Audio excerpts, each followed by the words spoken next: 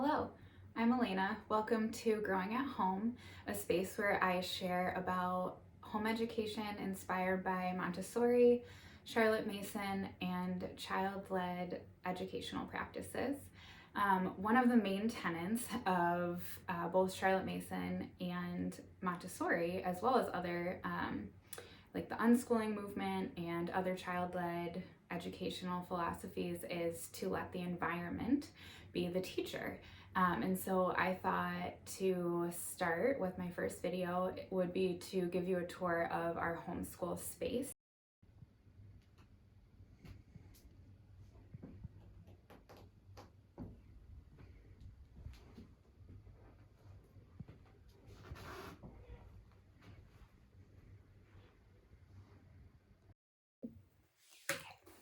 This is our primary space for books.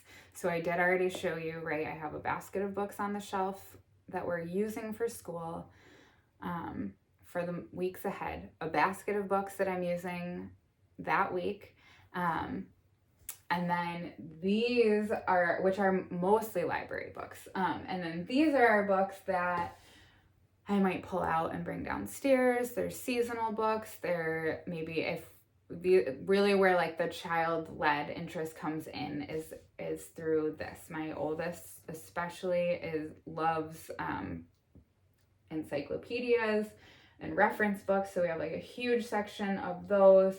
But I also like having those because when we have a question or a wonder, going to a book instead of the internet, I feel like is more concrete. The child can be more involved in figuring it out. And yeah, so that having these books to reference, most of these books I've purchased secondhand. Books are expensive. Books are really expensive. So we don't really buy books new if we can help it. We usually will buy them at thrift stores, we have Once Upon a Child, and they do, I forget like what the deal is, but it's like if you buy 10 books, you get 10 books for 50 cents or something like that. So that's where like a lot of our books have come from. We get books from thrift books, or friends who give books away. Yeah, so we've gotten a lot of our books that way. And I have them organized by, if you can see the color, I just have little stickers on the bindings. And so they're organized by a few different categories that I probably could use an overhaul at some point. But we have like our winter and fall and winter books are red, spring and summer are orange. All of the yellow is animal type books, which was like for a long time still really is special interest of my oldest. And then green is different, like habitats, geography, that kind of stuff. Yellow, or no, that one's out of place. Yeah.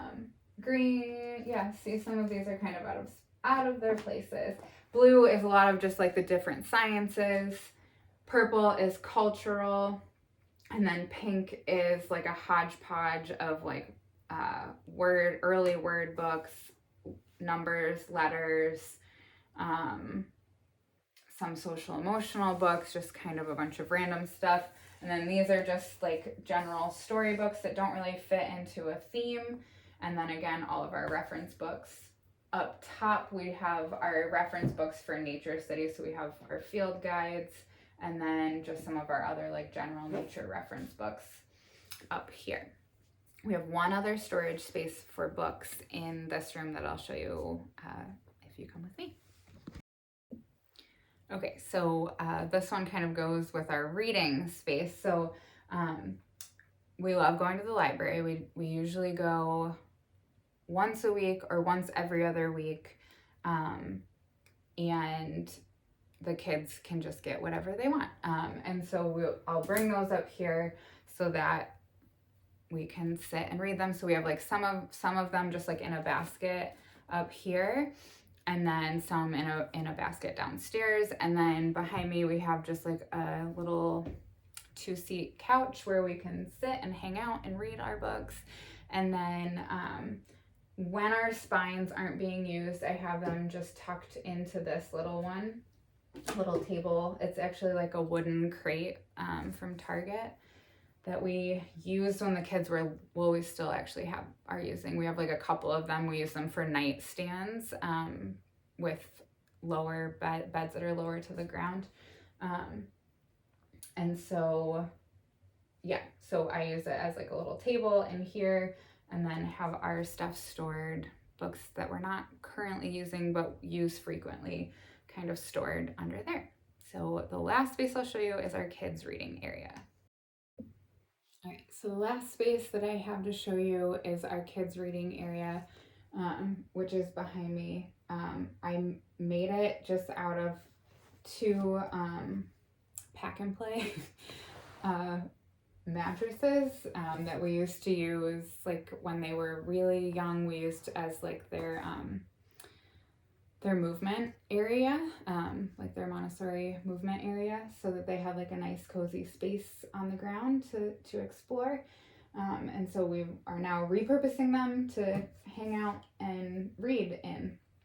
And so I don't know, created a nice little cozy space for them to read. And it's kind of nice because when one of them wants a little bit of space or to feel by themselves, they can go in, and these curtains just pull closed and they can sit in there and read or listen or work or whatever.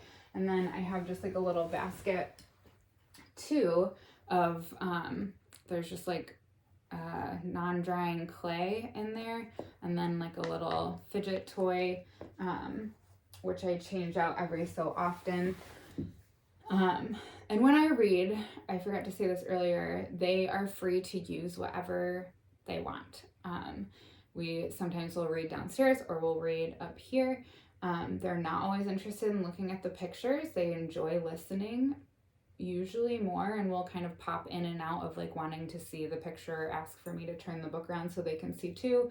But mostly they're really just interested in listening, and they'll play. And so that's why we have a lot of the toys in here. The art is usually a big hit while I'm reading, and that sort of thing. So yeah, just I wanted to create a little cozy space for reading and relaxing. So like I have my couch little thing that I sit on, and the kids will join me on, but then they also have their own easily accessible, nice and cozy little spot where they can pull books off the shelf. And so the other thing that I forgot to say about the book, the colored tags, was the way that I organized that was for myself, but also so that the kids could, when they pull a book off the shelf, that they can put it back or try to put it back. As the shelves have gotten fuller, that's becoming more challenging to like for their muscles to like get in there and pry the book, and that takes like a lot of coordination. And so now I do have the basket that I showed you earlier, where they can either just like plop a book up on that shelf to like a library system to be reshelved by me, the page, or by putting it in the basket. And so that just makes it easier and more organized for me to be able to reshelf them. Yeah, so I hope that you enjoyed this tour of our homeschool space. If there's anything that you want to see more of or have questions about, or I know I didn't really show like close up of something, so if you want to see close up, let me know, and I would be happy to show in more detail. If you want inspiration or to talk more with me about creating your own space, I love doing that kind of stuff. So feel free to reach out to me on Instagram. My Instagram handle is @growing.@home. And so I'm there where you can message me. I'm on Facebook at Growing at Home. And then as I said before, I write a blog, so I have my blog post for the curriculum that we're using posted below. And I write curriculum. I'm in the process of making all of my curriculum donation-based pricing system.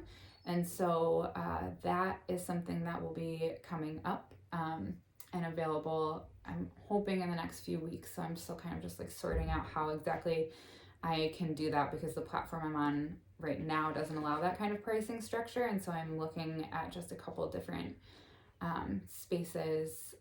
new spaces online to be able to do that on. So I also will have that linked below once I have that figured out. So yeah, thanks for joining me, and I look forward to seeing you again.